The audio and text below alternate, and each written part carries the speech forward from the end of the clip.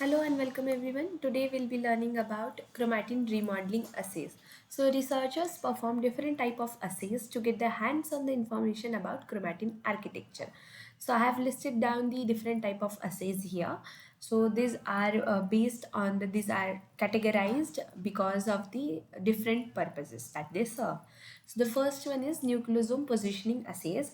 So as the name suggests, it gives us the information about the positioning of the nucleosomes on the genome. Okay, so we have already learned about such type of assays using the micrococcal nuclease. So these are also known as MNase sequencing.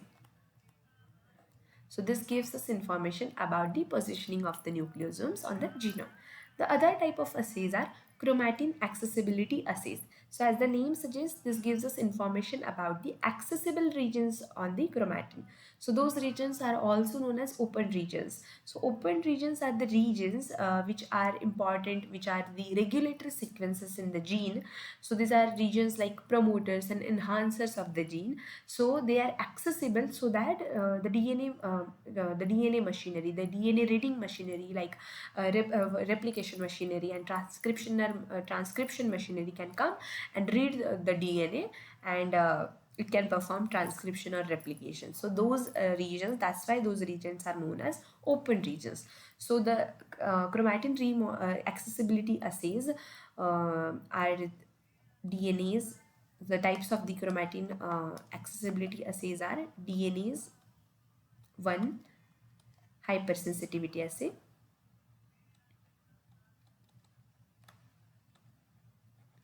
and the other type is ATAC sequencing.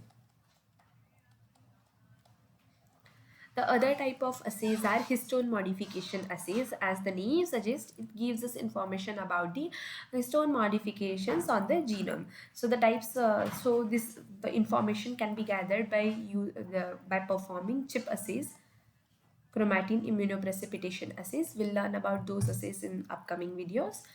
And the other type of assays are chromatin conformation assays. This gives us information about the 3D chromatin architecture. So the types of the assays which comes under this category are high C and 3C. We'll learn about those also in detail in upcoming lectures.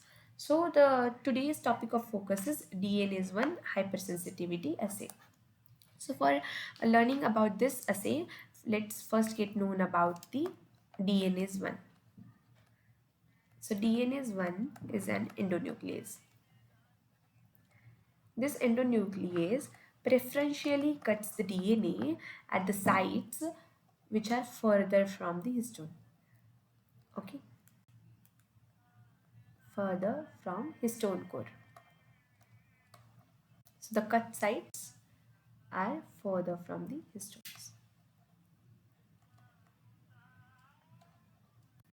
So this I hope that you guys remember that two histone fold domains interact and it provides three docking sites for the DNA.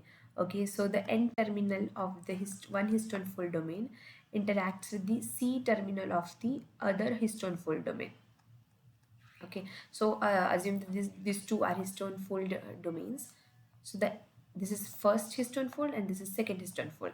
So it is providing three docking surfaces. So this is the first docking surface, this is the second docking surface, and this is the third docking surface. So it provides three docking surfaces over which DNA, assume that this is DNA, over which DNA wraps itself around. Okay, so this is where the DNA interacts on those three docking surfaces. DNA interacts. So what happens that minor grooves of the DNA interacts with the histone core. So this is an established fact. So I hope you guys know about the DNA major grooves and minor grooves. Okay, so when this is, assume that this is DNA. Okay, so this is the major groove. Okay, well, this is the minor groove. Okay, so those minor grooves, they interact with the histones. So let's have a look at this image here. So this is the histone core. Okay, let me take the laser point. So this is the histone core and this is DNA, which is wrapping itself around the histone core. So these are the minor grooves. Okay, no, not this. This is the minor groove, and this is the another minor groove. Okay, so uh, so so this minor groove and this minor groove, it is interacting with the histone core, while this minor groove is facing outside, so it can't interact with the histone. Again, this minor groove is facing outside, so it can't interact with the histone. So the in minor grooves which are facing outsides of the histone core, those are the cut sites of the DNase I. So DNase I has a specific characteristics state that it is does single strand cleavage. Okay, it cleaves single strand at minor grooves which are away from histone core. Okay, so that's why whenever DNase one cuts the DNA, it produces DNA fragments which are 10 base pair long. Because why? Because whenever there is the consecutive grooves has 10 base pair difference. Because whenever there's one helix turn, I know this, you have learned this in your basic molecular biology courses, that when there one helix turn means 10 base pairs. 10 base pairs of DNA, when there are 10 base pairs of DNA, there is one helix turn. So when there is one helix turn, the same type of groove is repeated. So here is the minor groove, here this is the DNase I cut site, this is the DNase I cut site. So it produces fragments which are 10 base pair long, which are apart 10 base pairs. So here you can see these are the this is how the DNase I cuts at the single strand. So it produces fragments of different sizes, but they are of around 10 base pair size. Okay, so this you can see the darkest band here, darkest band here, darkest band here, here. So these are 10 base pair long bands. Okay, so how researcher noticed about this? Let's have a look at it. Okay, so when researchers were studying about globin and ovalbumin genes, they observed that the active and inactive gene means there is a switch on and switch off phase of the genes, right? When gene is being transcribed, we call it as active gene, and when it is not being transcribed, we call it as inactive genes. So when those active and inactive genes, they show different susceptibility to DNase I cutting. Okay, so when the research, after a few years, when they were performing experiments on ovalbumin gene of oviduct cells, they observed that the active genes, they are more sensitive to DNase I. Okay, so like assume that there are genes, a gene which is an on state and a gene which is an off state. So you put concentration X concentration of DNase on both of the gene. So the possibility, the susceptibility of DNase I cutting the gene will be always higher in the active genes. Okay, so so they concluded that transcriptionally active chromatin, okay, means the gene which is an on state, which is transcriptionally active, it shows the tenfold increase in the nucleus sensitivity. So yeah, it's not like this chromatin changes are the consequence of transcription, but actually those chromatin changes, they occur independently and they occur before the initiation of the transcription. Okay, so it has no correlation with the transcription. It is not because the gene is being transcribed and that's why chromatin it is either getting loosely packed or compactly packed.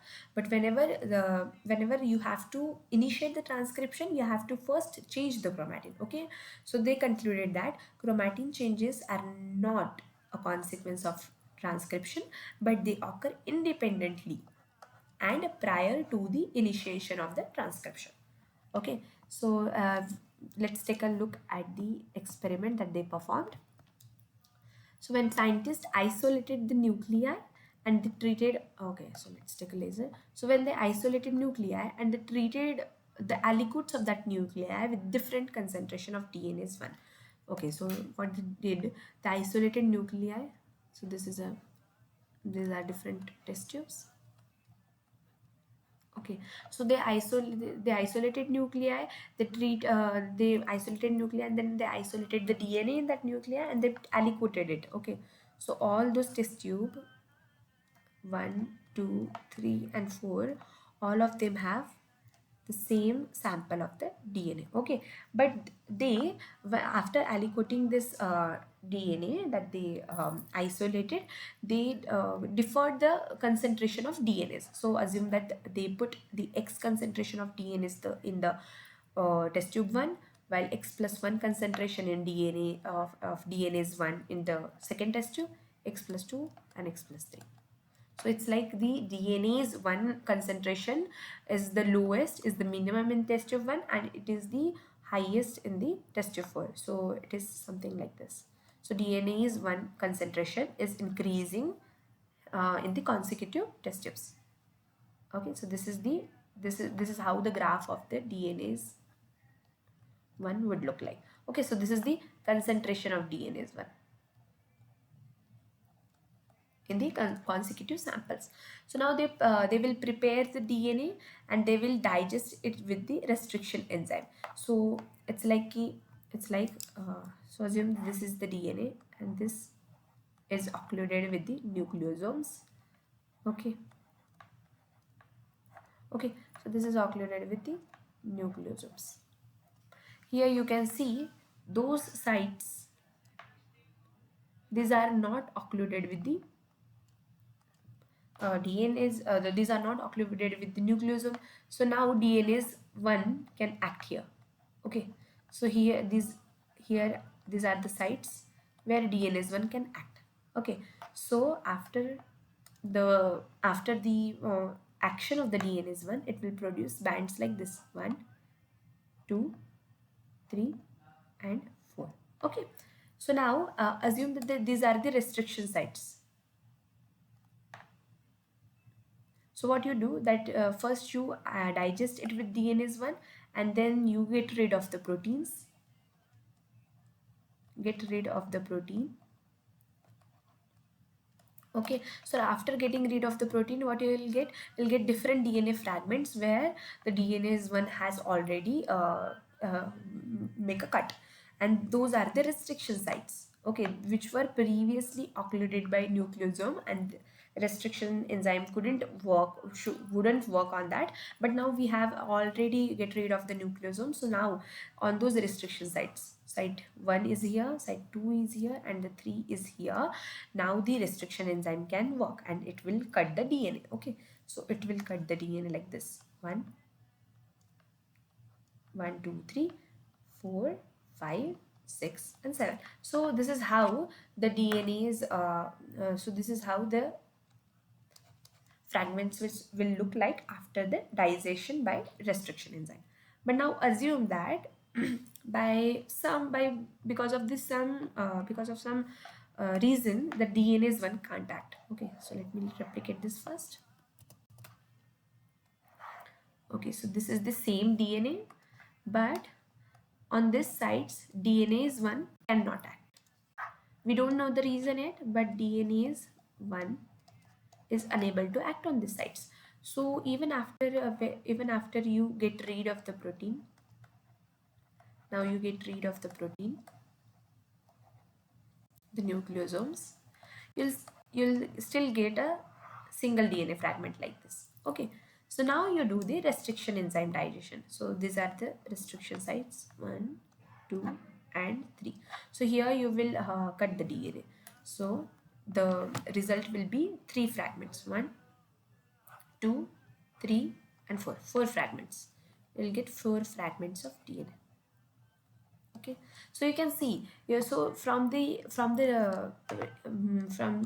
gel electrophoresis, when you run the gel, you can clearly say from the bands that on which sample